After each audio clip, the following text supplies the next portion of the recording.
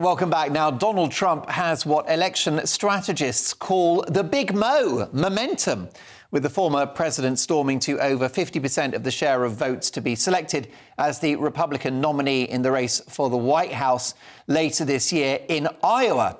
Notwithstanding his current legal issues, if he does get to run, the polls predict a storming victory over Joe Biden, which is why our attention turns to what kind of president he would be second time round. Will he be older and wiser? What about his foreign policy? Will the world be a safer place under President Donald Trump? And perhaps more importantly, would a Donald Trump White House be good news for Britain?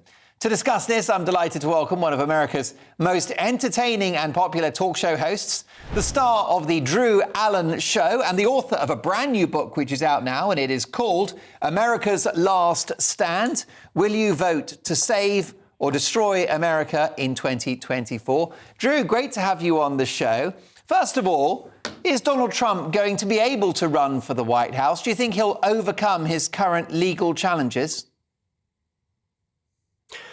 Well, my sound's out, but I'm going to respond, and this is going to be an amazing moment for television. So firstly, the big concern here in the U.S. has been over the contenders that are challenging Trump, basically suggesting that the polls are wrong, he's not going to win, they were going to show us in Iowa. And let me just give you an analogy in terms of where we are in the election cycle with Trump here. It's like Monty Python and the Holy Grail, all right? King Arthur comes across the Black Knight, and he actually tries to recruit the Black Knight, and the Black Knight says, screw you, you can't pass, so they fight.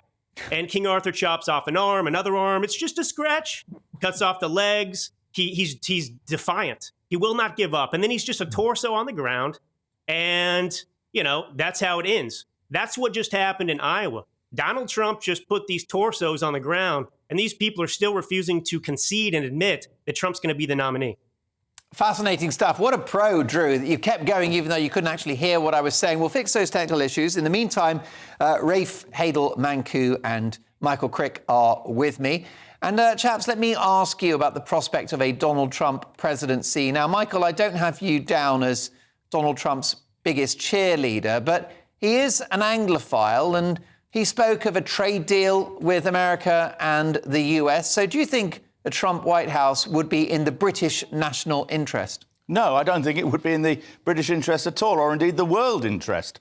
For a start, he says he'll settle the Ukraine war in 24 hours. Well, I don't think he will, but he'll certainly, I think, be far less supportive of Ukraine, which is likely to greatly increase the chances of the Russian victory and the threat that then poses to the rest of Eastern Europe. And, of course, he's not a great fan of NATO. Now, I actually agree that the rest of NATO should increase its contributions. I do agree with Trump on that. But his lack of commitment to NATO is another worrying thing at a time when the world is increasingly run by nasty tyrants, and Trump loves these tyrants and schmoozes up to them and admires them and so on. And the third thing that I think is worrying is, Donald Trump has basically defecated on the US Constitution.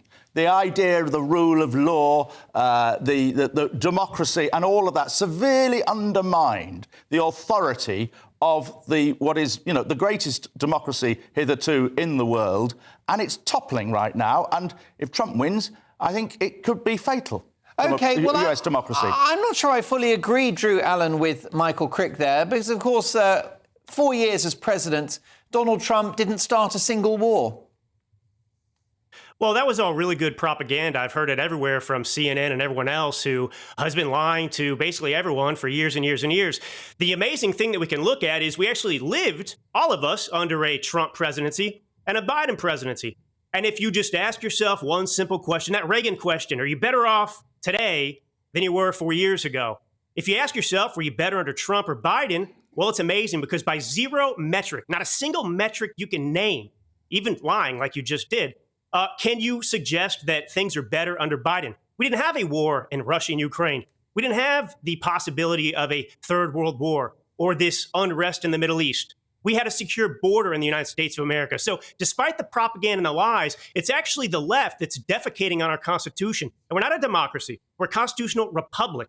And the people are fed up with this. And what the Democrats and the establishment are trying to do, it's not just about GOP and Democrat Party. It's about a bunch of elites who have defecated on the Constitution long ago to seize power from the American people, who believe that this government, right? Remember, we went to war, by the way, King George III, you know him, over a lot of this. And our Constitution says we, the people, are the master, and those in government are the servant. And what we have now is them defecating on our constitutional process by trying to prevent the leading GOP leader for president from running over this total baloney. And it's all in my book, so I don't have time to get into the whole thing here, but it's a lively, long debate. Most definitely. Let me do a plug for the book. It is called America's Last Stand. Will you vote to save or destroy America in 2024? It's already got the country talking.